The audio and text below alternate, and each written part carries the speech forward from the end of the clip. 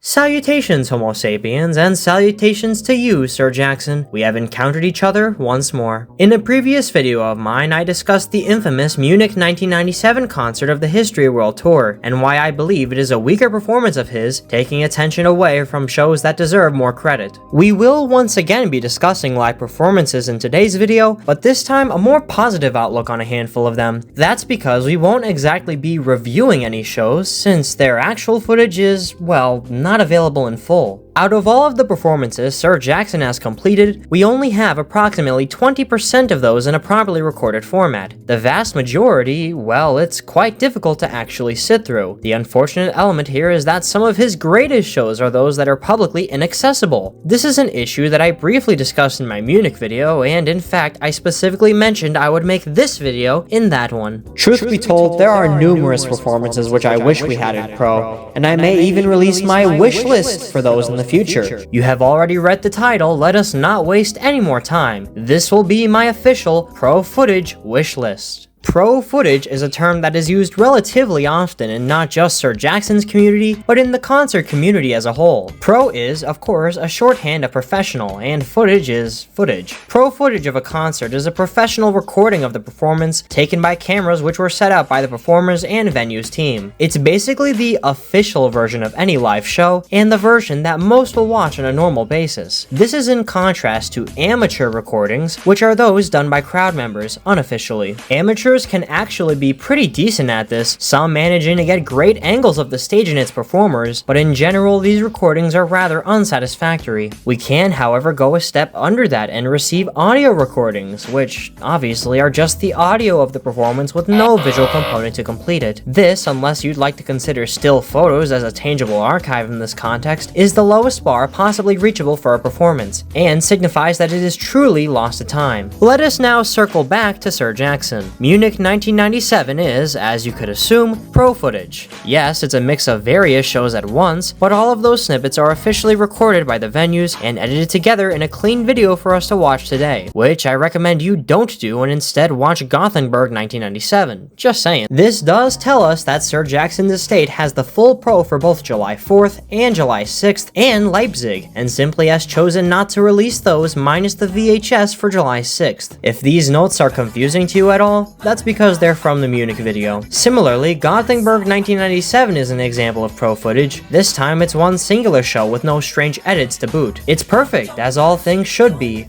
minus the scream playback error, I suppose.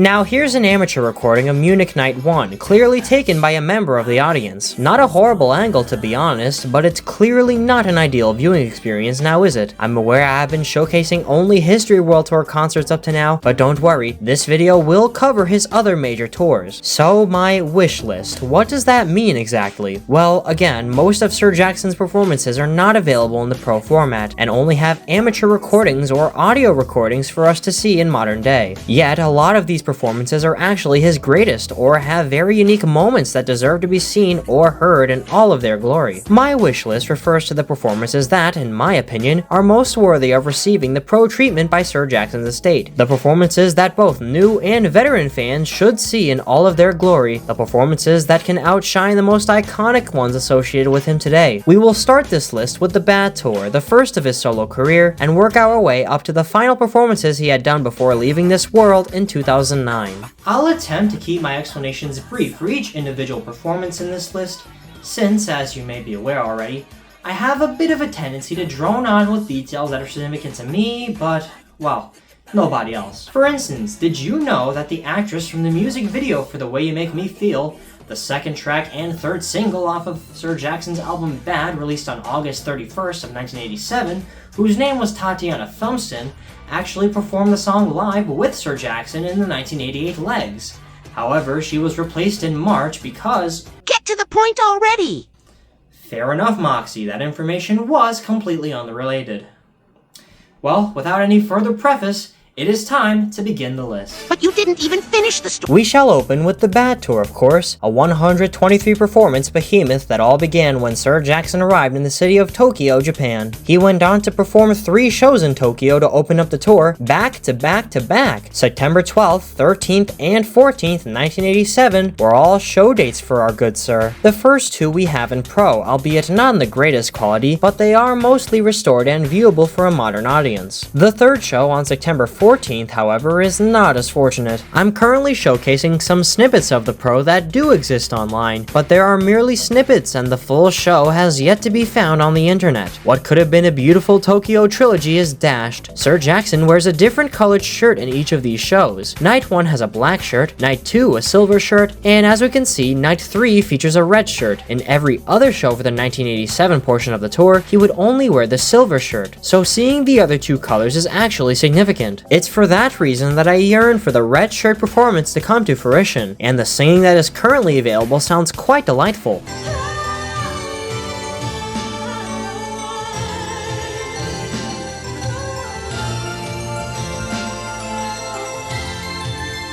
The next Bad Tour performance I'd like to see is the one in Kansas City on February 23rd, 1988. You'll notice throughout my list that I'm especially interested in the first or final performances of a tour or legs of it, and this is no exception. Kansas City marked the beginning of the second leg for the Bad Tour, and the first performance in the United States overall. Again, we have a few little clips here and there, but I would be astonished if this one ever saw the light of day. From the looks of it, it seems like it would be another great performance on the tour. We also get to hear Sir Jackson perform Smooth Criminal, The Way You Make Me Feel, and Man in the Mirror completely live, which is quite a rare occurrence overall. That, in and of itself, makes this and the other early second leg shows a treat for the community, don't you think? Sticking with the early 1988 shows, New York City. Sir Jackson performed 3 times here in Madison Square Garden, March 3rd, 5th, and 6th, 1988. Audio tracks? Plenty, especially for March 5th.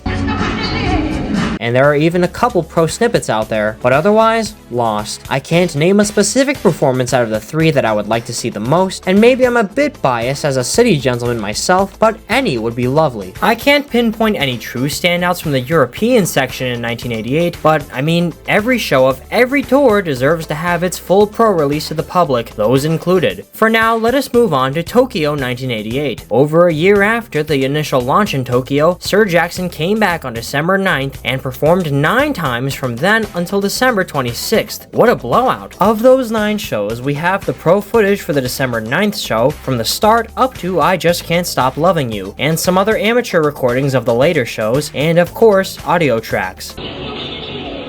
But clearly not enough. I feel like December 9th is the most likely show to get a full release, seeing as it's the one with existing footage available, but any of the Tokyo 1988 shows would be a nice treat for us in my opinion. It practically brings the tour full circle. To round off the Bad Tour portion of my list, what else but the finale, Los Angeles on January 27th, 1989. Sir Jackson actually performed 5 shows in LA from the 16th up to the 27th, but the one I'm particularly eyeing on is the last one. We have a surprisingly decent amount of snippets for this one, and the entire audio track is out there, making it one of the more well-preserved shows on the list. But for Sir Jackson, not good enough. This is a very special performance, and I believe we should eventually end up with the entire pro, which clearly exists as the snippets prove to us. Will we get it? Only time will tell.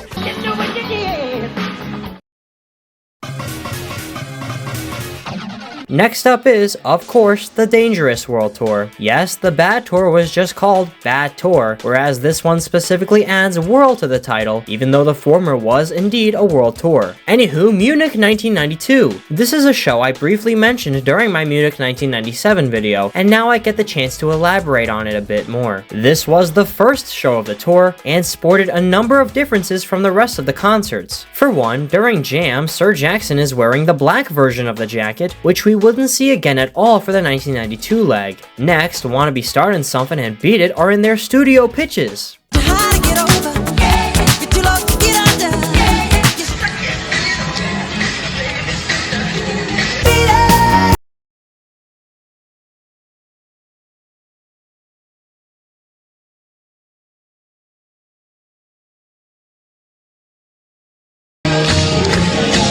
This is actually a far bigger deal than you may imagine, because in practically every performance to come in the future, minus the very next one, these songs have been both pitched down to make the notes easier to sing. For Beat It specifically, this is the only audio we have of the song being performed in its original pitch, excluding rehearsals. It's factors like these which really make Munich 1992 stand out from many of the other 1992 shows, at least for me personally. We have Billie Jean and Pro and the usual miscellaneous snippets and full audio recording, but this may be the show I actually want to see more than any of the others on this list. I don't think the estate will ever allow this one out of the vault, but I would be ecstatic if it ever did.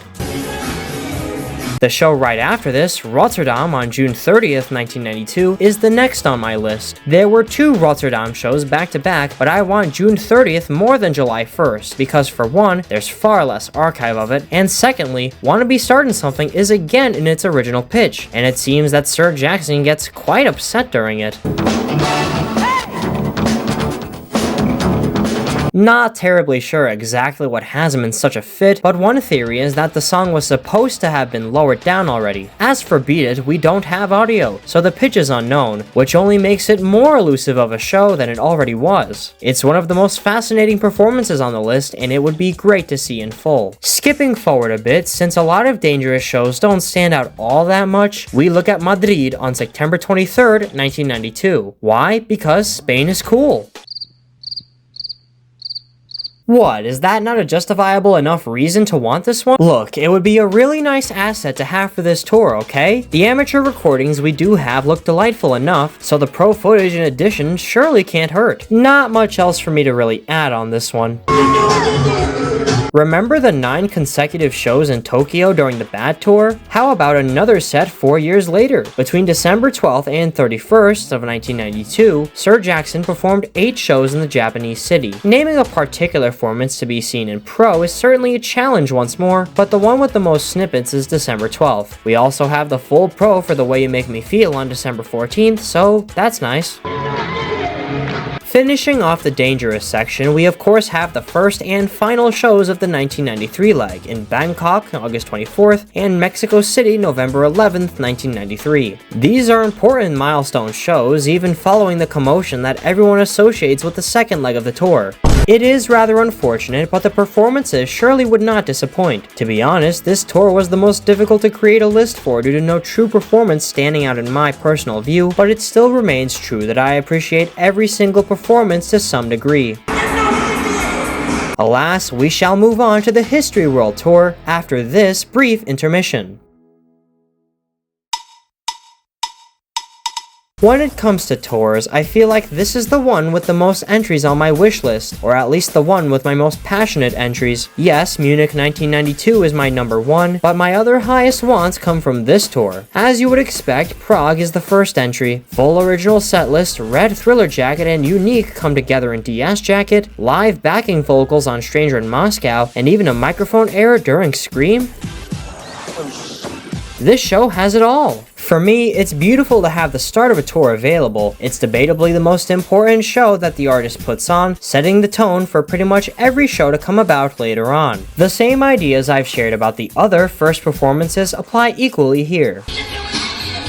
My next pick is Sydney 1996, but specifically the first night on November 14th. Why this specific show? Primarily due to this.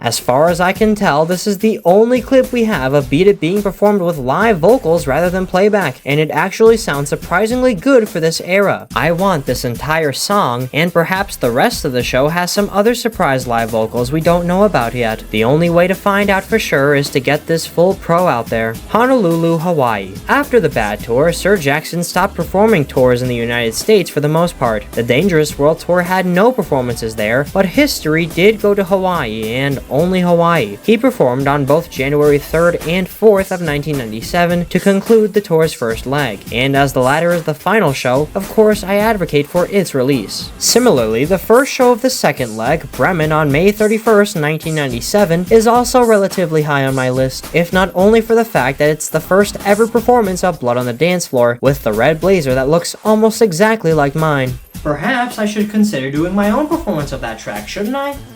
It may even win me a point or two with the lovely madams in the audience. What? Going beyond that, though, it does seem like an energetic performance overall, and as the opener of the leg, sets the stage for the following shows. Literally. June 1997 is one of 2 months of the tour where we have no concerts at all, unless you also count January and May, which weren't full performance months. If I could name one performance from June that I'd like to see in pro, it would be Milan, Italy on June 18th. There are plenty of good choices, such as the 2 Amsterdam shows and perhaps Lausanne, but I believe it's Milan that earns my vote. I can't name any specific reasons for it, just that it seems like the most valuable, I suppose. Need I say more? I won't waste much time discussing Night 1 of Munich 1997, as I have done a detailed look into that during my Munich 1997 video. Refer to that for more information. After this, we have Oslo 1997 on August 19th. Why? It just feels strange to have Copenhagen and Gothenburg, which are both phenomenal performances in my opinion, but Oslo gets shafted. It would complete the Scandinavian trilogy, and that's all that could really be asked for. Speaking of Scandinavia, the second Copenhagen performance on August 29th would be a nice addition too. Yes, there were 2 Copenhagen shows, the second of which being held on Sir Jackson's own 39th birthday. Said birthday was celebrated on stage following You Are Not Alone, as it should have been. How honorable. 2 more performances and then 1 final show outside of the tours to round this thing off. Ostend 1997 on September 3rd. September of 1997 is the other month with no pro footage available, and that's mostly due to there being only 2 performances, Ostend and Valladolid, before the South African shows closed it all out. Ostend is certainly the more interesting of the 2, and it does have a standout moment. The playback during Dangerous seemed to not work for the first bits, and we hear Sir Jackson doing those parts live. Yes, live singing in Dangerous for what is probably the only time ever.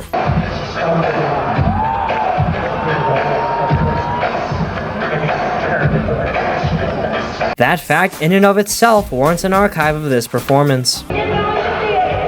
Last but not least, although it is quite literally the last, Durban. The concert to end it all off, the finale of Sir Jackson's touring career, October 15th, 1997, the day this tour came to its conclusion. There actually is something special about this one. The drummer, Sir Jonathan Moffett, also known to the world as Sugarfoot, was actually permitted to capture his own performance for this show. It's a fantastic angle and an absolutely beautiful archive to have, which only makes seeing the pro here even more desirable. That, coupled with it being the final history performance, obviously, it's always my reasoning. So, about the final performance, the one outside of the tours, I would like to give a special mention to Live at the Apollo on April 24th, 2002. This was, believe it or not, the final public performance of Sir Jackson's career, as we would never get to see This Is It in its proper form. He would perform Dangerous, Black or White, and Heal the World, with a couple of other songs used as interludes. Why, I ask, why do we not have the final performance of his life archived?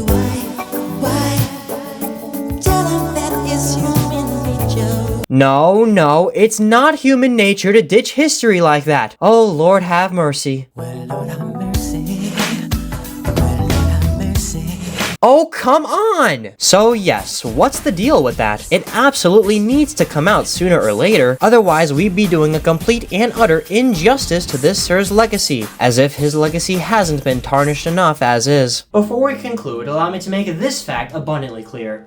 I, Sir Jaypee, distinguished gentleman and Sir Jackson enthusiast, wish for every single performance of his lifetime to be found in pro and seen by the entire world. This wish list is only to highlight the ones that I want to see most, but the reality is, I advocate for every performance. Wow, you set very realistic expectations for yourself. As if you know anything about being realistic, Moxie. Touché. I don't have much else to add here that I haven't already stated throughout. This is a video that my lovely commenters have wanted to see since I mentioned it in Munich, and it was a wonderful experience to go back and deliver on that promise. A gentleman never lies, after all. This list is truly the definition of you can't have it all, can you? These are things we would kill for, metaphorically speaking, but simply things we have no control over earning from the estate. Speaking of, while I didn't rate the concerts themselves, I will say that the estate has done a 1 out of 13 job at presenting them. It's honestly a bit of an embarrassment if that wasn't already apparent enough. If you would all be so gracious as to listen to a song or two from Sir Jackson to commemorate the work he has put out after watching this video, I wish upon all of you to enjoy yourselves.